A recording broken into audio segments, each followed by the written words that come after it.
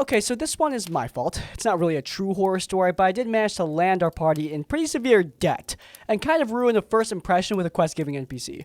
For background, I was playing a Circle of Shepherd Druid, and the party is currently traveling with a friendly flesh golem named Charlie, who escaped his master and now has free will. We are looking into a mysterious disappearance and needed to talk to an NPC at the edge of the village. We get there, and he does not like Charlie and points out that the strange journal we found was actually the diary of one of Asmodeus' sons. So we're actually off to a rocky start with this guy. But thankfully, we're able to convince him to give us the information we need as long as we find some gems for him. You know, typical D&D stuff. As we're leaving his house, a bounty hunter appears and tells us he's going to take Charlie. Charlie immediately panics and begs us not to let him take him. So we initiate combat. I do my Circle of Shepherd thing and plant down my Bear Spirit Totem to give everyone bonus hit points and cast Summon Animals to bring forth 2 dire wolves. The bounty hunter catches sight of the 2 massive wolves that just materialize out of nowhere and hops onto a roof to escape.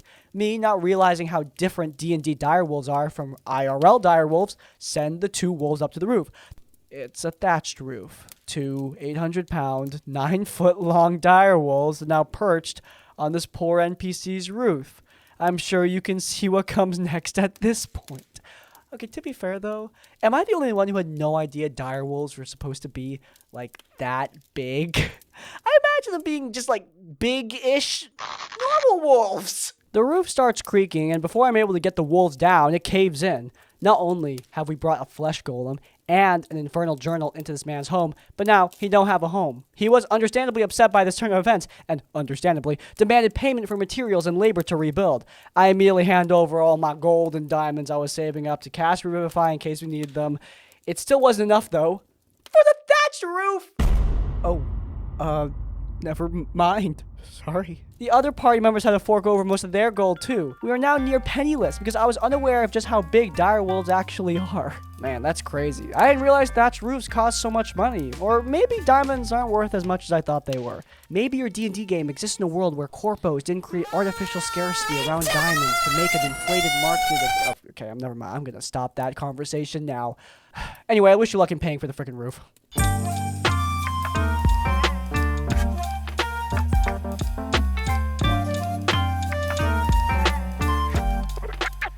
Before I begin, I just want to say that as RPG horror stories go, this one isn't exactly the worst. You guys need to stop saying crap like that, seriously, alright? Come on.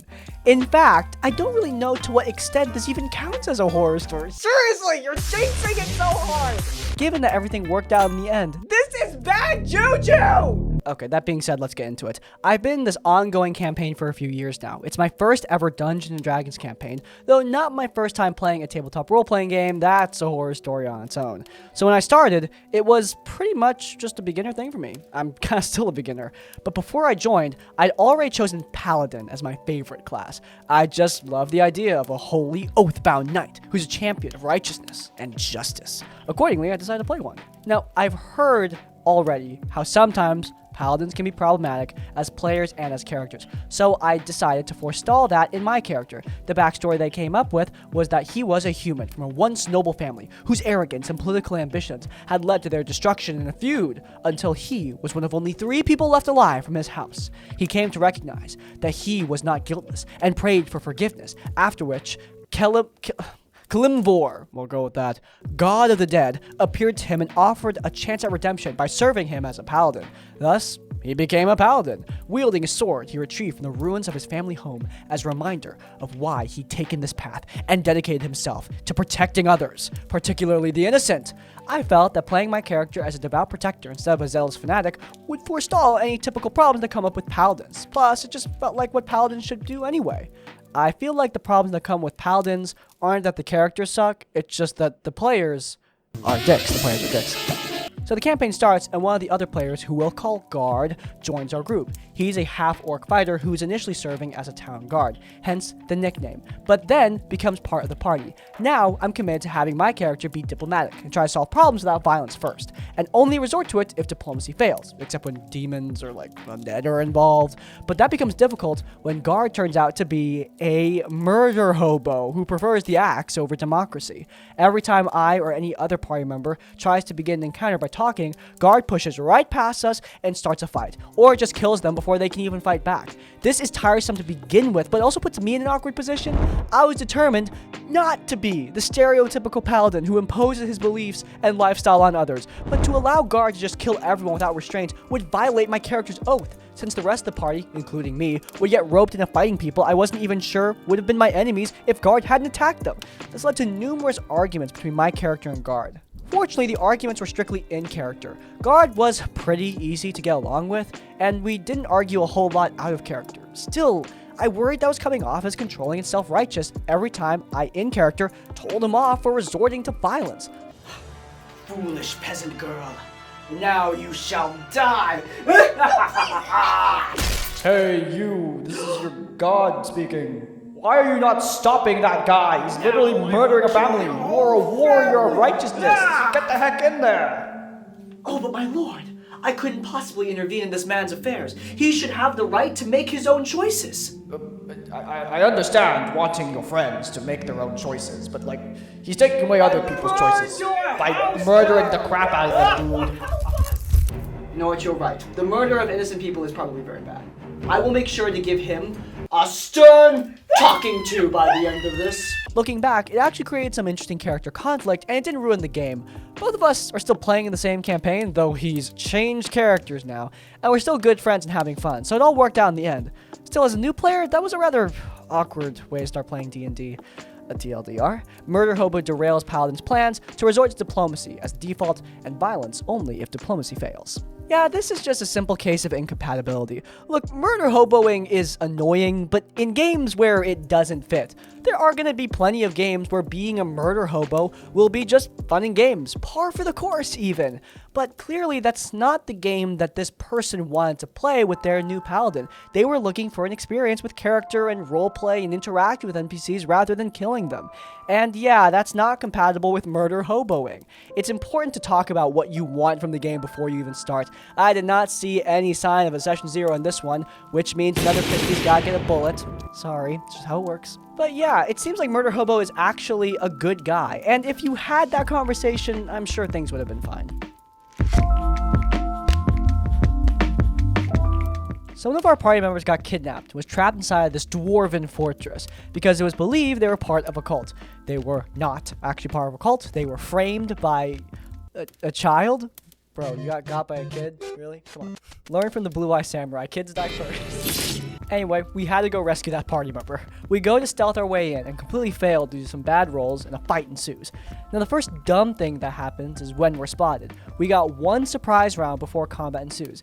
At the moment, only one guard spots us. What do? Everyone in our group decides to attack the guard that spotted us, instead of literally anyone else. I attack first with Guiding Bolt, 16 damage. Our Warlock does an Eldritch Blast, at least 10 more damage. Our Ranger fires an arrow, nat 20 with max damage. Our Sorcerer fires Magic Missile, 3 do max damage. And that dwarf's body, well, he didn't even hit the ground by the time we were done. He was just some sizzling boots. We later found out the Guiding Bolt was enough to kill him, but it was too late by then. Okay, so I'm going to stack that attack, even though it's my bonus action, I'm also going to action search. Action search is going to give me a bunch of extra attacks, and by a bunch I mean bring it down to all damage, but Echo Knight thinks there should be an extra attack on top of that. Guys! Guys? This all seems like a little bit much. What did you say? Nothing.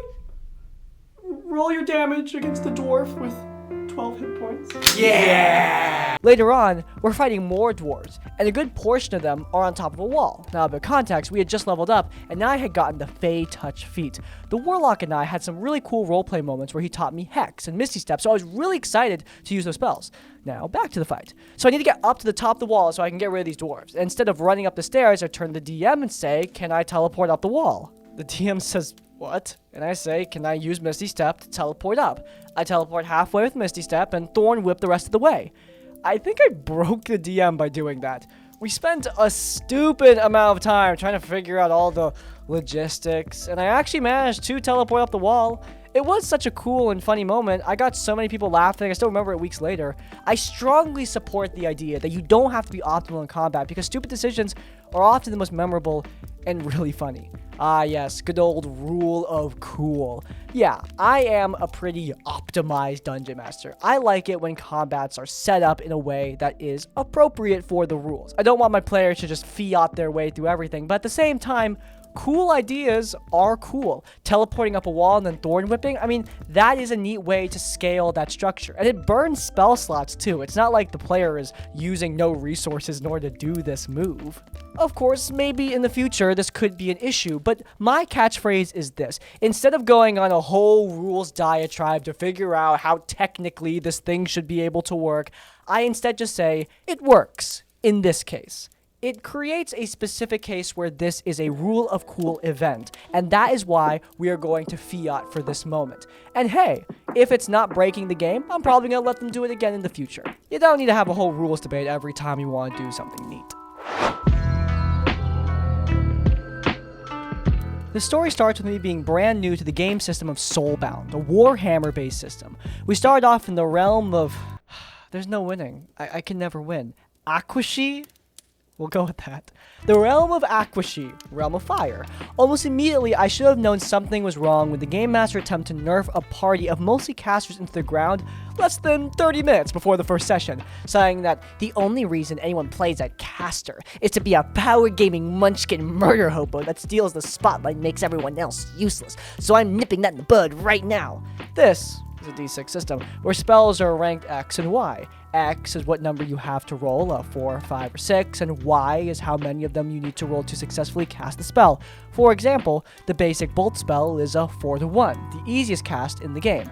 Getting more successes than necessary, like rolling a 2 or more 4s and a 4 to 1 die, amplified the effects based on the individual spell, usually more damage, healing, duration, or similar per success.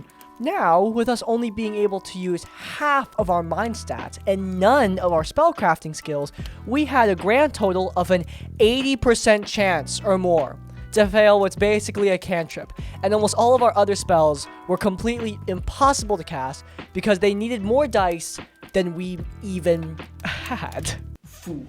I've spent years mastering the arcane arts. I have powers beyond your comprehension. Now prepare for hellfire! Oh, crap!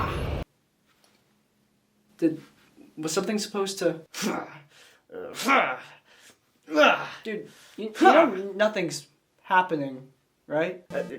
Sometimes it just takes a second. I have a high likelihood to fail.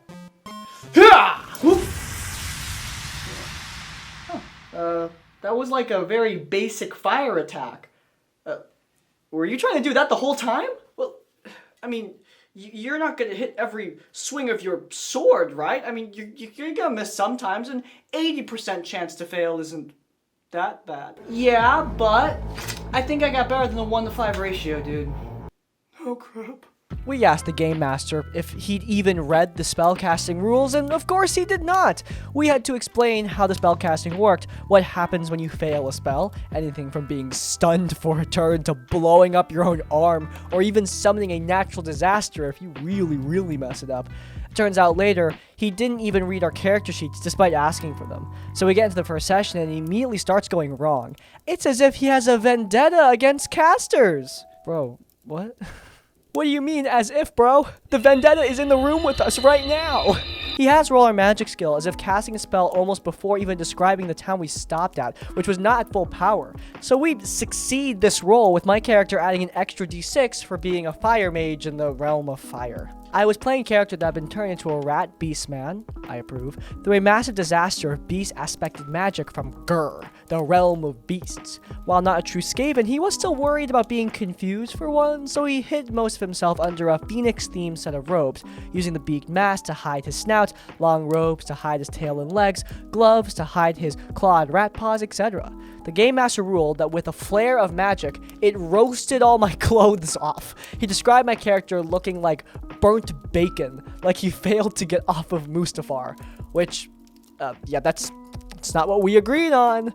You know the consequences of your hubris, Lord Vader. Sir, if I may ask, what did he try to do?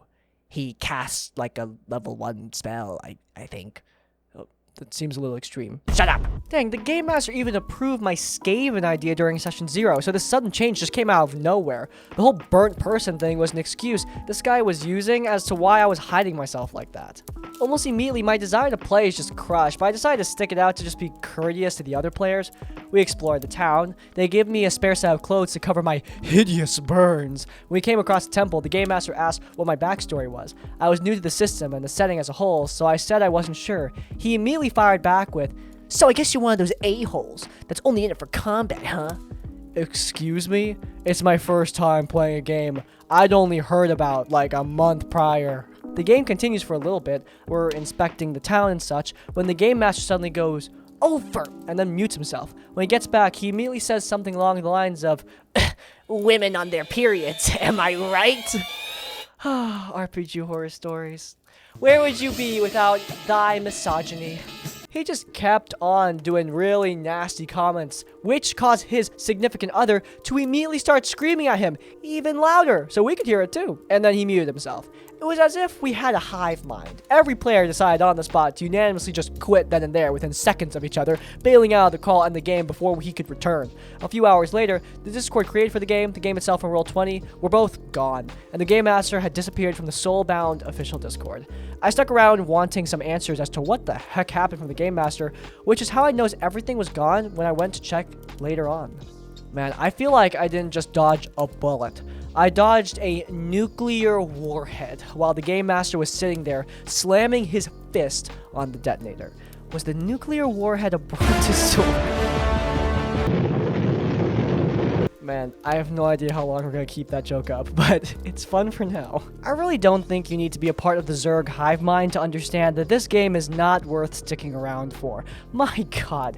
Outbursts like that are just not fun. Look, D&D games are gonna get interrupted sometimes. It's inevitable. But, at the very least, can you have some class about it? Speaking of class, this guy clearly has problems with spellcasting classes. If you're gonna rebalance a class, can you at the very least read it? This guy clearly does not understand the basics of game design. And frankly, I mean, I don't understand most aspects of game design in Dungeons & Dragons, the game I play all the time. This game, yeah, I understand way less. But if I were to ever touch this game, I'd at the very least read the dang book. You need to be experienced, and you need to understand the game before you make changes to it. Otherwise, you're just going to ruin the experience for everyone around you. Really, I think spellcasters just stole this guy's lunch money, and he hasn't forgiven them since. The spellcasters were probably also women, by the way. That makes sense. Explain the misogyny.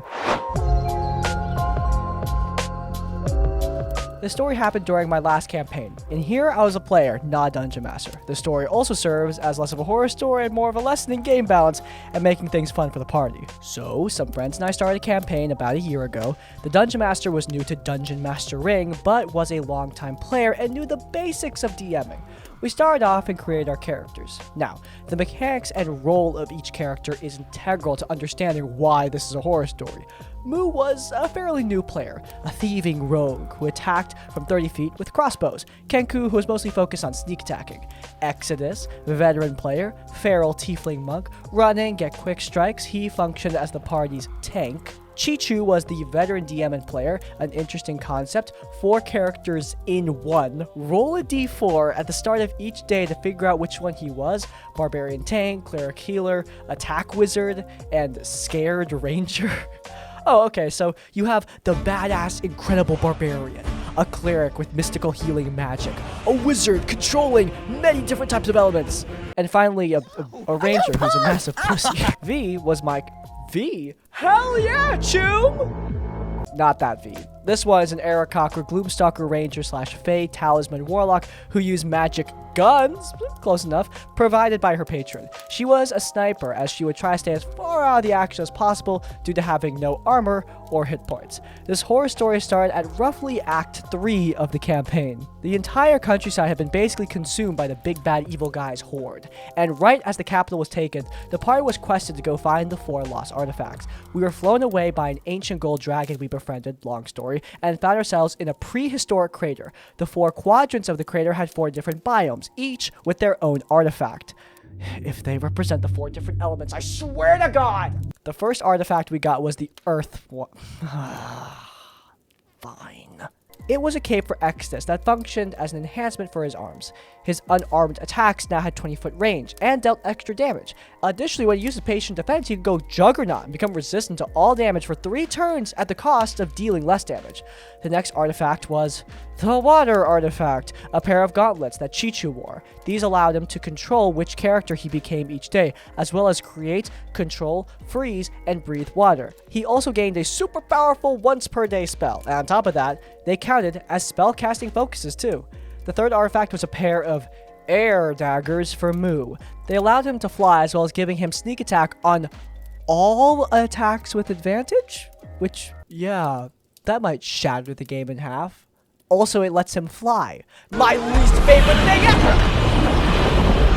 On top of that, he could disengage as a free action now by casting a Wind Blast to push everything around him back 10 feet. Yeah, this is the most overpowered one. It's not even close. What the hell is the DM thinking? Then there was my artifact, a fire sword. Seems cool at first, however, it was the complete opposite of what my character was. It had a range of 5 feet, was a melee weapon, meaning I had a +3 to hit, compared to the +11 I had to hit with my ranged weapon that I had been investing in all game. It dealt 2d6 fire damage on hit, which was less than my weakest guns at this point. The only other feature was a once per day firestorm that dealt 2d10 to everyone within 10 feet of me. Look, this became a huge problem. While the other artifacts forced the characters to find new creative ways to play, I felt limited by my artifact. I went from attacking with my guns from 80 feet back as a sniper to suddenly attacking from 5 feet and just missing every hit. My son, take this blade. It has been passed down your family for generations. It has been said to wield the mystical power of fire. May you use it to slay your enemies. Hey, look, I really appreciate this, but I kinda have my own thing going on for killing our enemies. I just don't think I'm gonna get much use out of a sword, because, like, I use a machine gun normally. Well, not without your magazine! Hey! Come back with that! Dude's gone? Well, guess I have to use the sword now. Well, at least I'll have ample time to learn. Oh my god! Oh, all of my guns were suddenly resisted by the enemies, by the way. My usual flying away would be countered by teleporting enemies. I felt trapped by this artifact because I was not able to play the character I had made. There was one other feature, though, that ruined the artifact for me alone. Twice per day, you could essentially Druid Wild Shape into the element of your artifact. On top of this, you would keep all class features except for casting spells. The other characters benefited hugely from this, as they had extra bulk, more damage, and options. However, the Fire Elemental had no ranged attacks. All of my class features and racial features were focused on ranged attacks, and now I had a +2 hit on attacks that dealt less damage than anyone else. This wouldn't have mattered though had the game not shifted from being centered around our artifacts. Soon, enemies were built around the notion we would use elementals each battle, meaning they did a lot more damage. I was once again forced into using an artifact that wasn't fun for me, because if I didn't, I would most likely just die. And soon, I grew tired of it. I tried to draw up a new character in the hopes that maybe the Dungeon Master would do something else, as throughout this process, despite talking to him heavily outside of game about how I felt limited by the artifact and that I wasn't having fun, he changed little to nothing, saying the artifacts are supposed to push you outside of the character's comfort zone. Yeah, DM, quick cue, how's the rogue artifact do that? Because it just looks like they're better at everything. I'm still bitter about how stupid that is from a game design standpoint, my god. Eventually, the party confronted the Act 3 main boss and the fight started. I actually ended up going first, as by this point my initiative bonus had hit +11. However, I didn't want to go into elemental mode, as I didn't find it very fun. Next up was the boss, who proceeded to double max my HP. We eventually won, but V was essentially killed, having her wings and legs torn off. In the end, the artifact was horrible for me and the downfall of the campaign. The others had lots of fun, but made me resent the Dungeon Master. Had he tried to retcon and change the fundamentals of the artifact, maybe I would have had fun, but because it was by nature the opposite of everything I had made my character to be, it sucked the joy out of the campaign.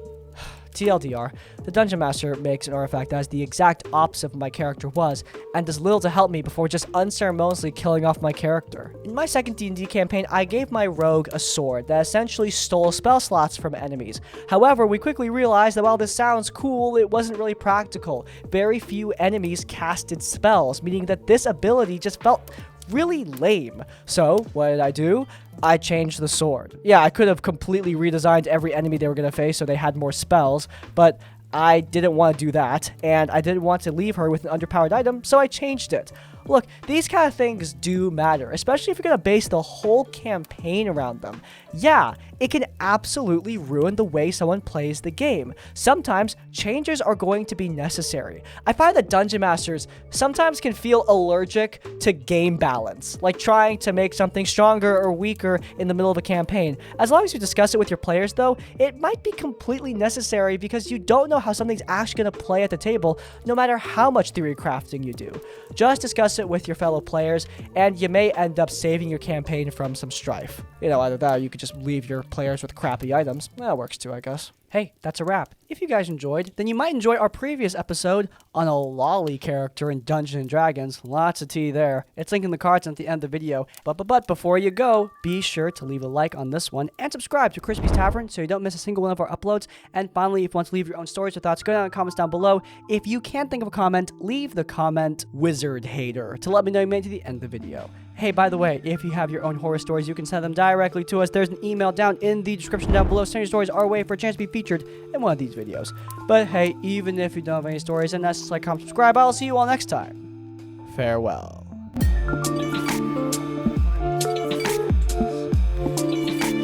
Oh my god! Look! Ah, how do I use this thing? It's stuck in the sheet! Are you kidding me? Ah!